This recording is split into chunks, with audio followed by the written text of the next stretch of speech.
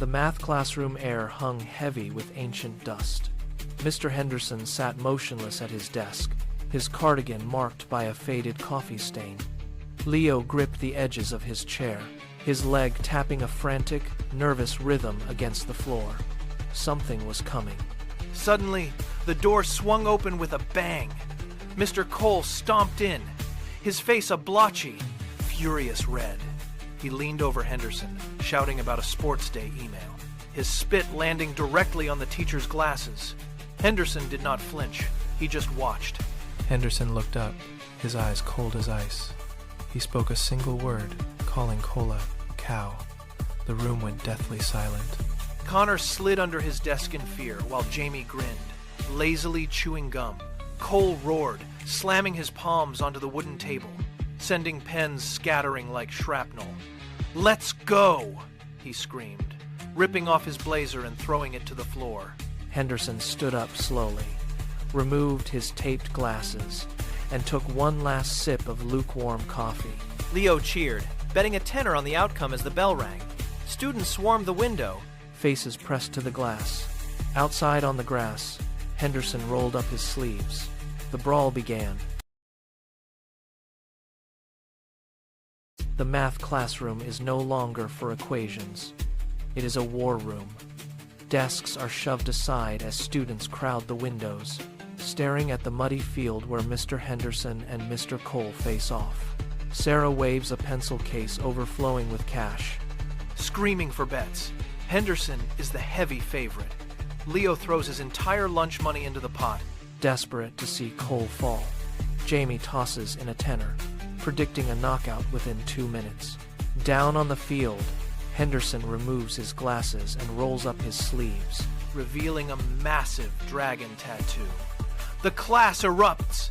Mia screams into her phone, live streaming the cinema to hundreds. Henderson looks up and grins. "You are the first class in 18 years to back me," he shouts. "I am fighting for every coin you wagered." He points at the window and vows a homework holiday for everyone. The roar from the building shakes the glass. The pot climbs to 67 quid as a final 20 flies from the back. Cole waddles forward, fists clenched and gasping for air. The rhythmic chant of the students echoes through the halls. Leo watches in absolute silence as the first blow is finally thrown. This is not just a fight. This is the greatest day of their lives.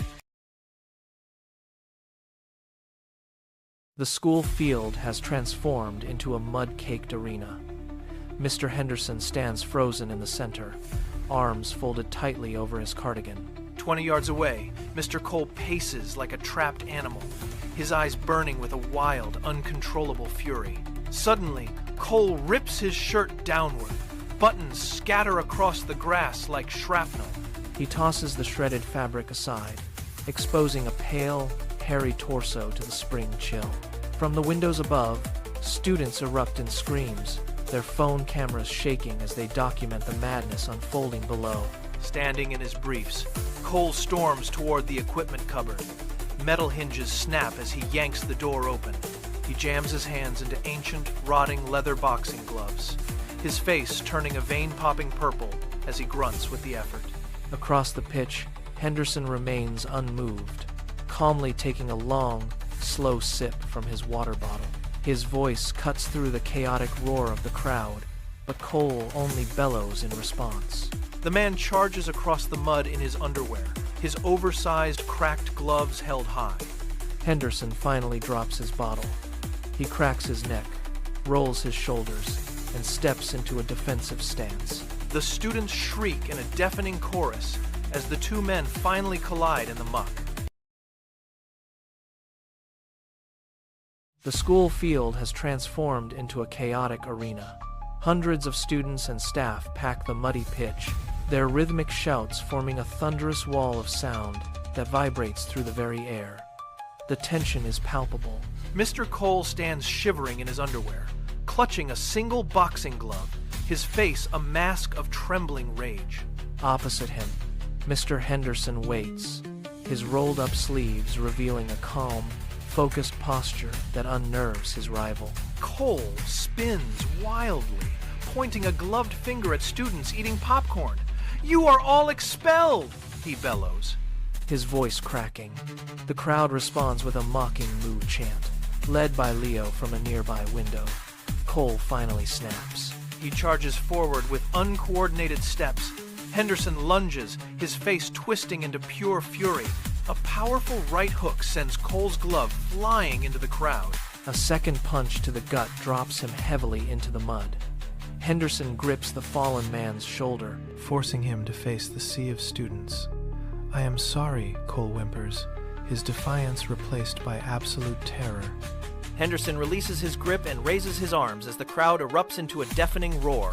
Donning his cardigan, he announces a homework holiday, sending the entire school into a frenzy of pure, unbridled celebration. Mr. Cole stumbles through the thick mud, his expensive suit stained and his dignity shattered. He screams threats of expulsion and school closure, but his voice is a ghost. Hundreds of students and teachers turn their backs, their eyes fixed only on Henderson. To them, the principal has already vanished. A student reaches out, not for Cole, but for Henderson's autograph. The caretaker receives a fistful of cash as Cole's voice finally cracks. Realizing the throne is gone, Cole picks up his shredded shirt and shuffles toward the parking lot. As he disappears, the silence is violently broken by a roar of joy. Leo leaps onto Henderson, screaming in victory, while Mia broadcasts the revolution to 15,000 viewers online. Henderson raises his hands, calming the sea of faces. For 18 years, I worked in the shadows, he says softly. Today, for the first time, I feel like I truly matter. The crowd holds its breath as he smiles. No homework for the rest of the term. The field explodes. Henderson walks toward the school, an army of students flanking him like a king. Connor watches them go, his hands finally steady as the chant of Henderson shakes the very foundations of the building. The double doors of the reception swung open as Mr. Cole stumbled inside. He was a wreck, clutching a mud-stained boxing glove, his shirt shredded and his dignity gone. Down to his underwear, he left a trail of wet soil across the pristine linoleum floor. Mrs. Patterson looked up, her expression as flat as paper. She adjusted her glasses, staring at the leaf stuck to his bruised chest. Cole tried to stand tall, but his bare foot slipped. He grabbed the desk, rattling the pens, and croaked that he had an urgent medical appointment. Patterson gestured to his muddy torso. "Your team-building exercise cost you your dignity," she noted. Cole fumbled for an excuse, claiming he had wrestled a badger. She cut him off, listing the school's bizarre history, but nothing matched a half-naked head teacher in a glove. As chanting grew louder outside, Cole finally slumped. "I challenged Henderson to a fight over an insult," he confessed, "and I lost." Patterson smirked, a rare, terrifying sight in her 23 years of service. He scrawled his name with trembling fingers and limped toward the exit. As he sped away in his dented car, Patterson picked up the phone. "Bring a mop," she told the caretaker, "and a bottle of whiskey." Then she finally let out a long, genuine laugh.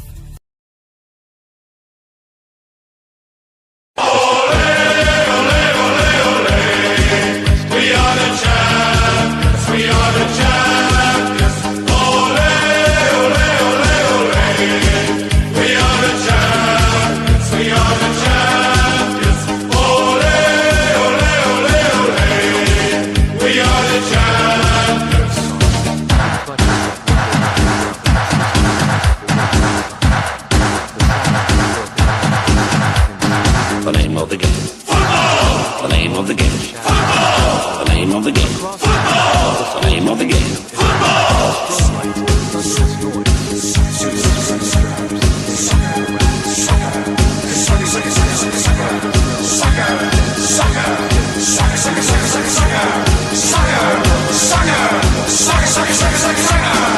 There's disaster in the air. boys are losing, it just ain't fair. Help! Things are going wrong, so cheer 'em up with a little song.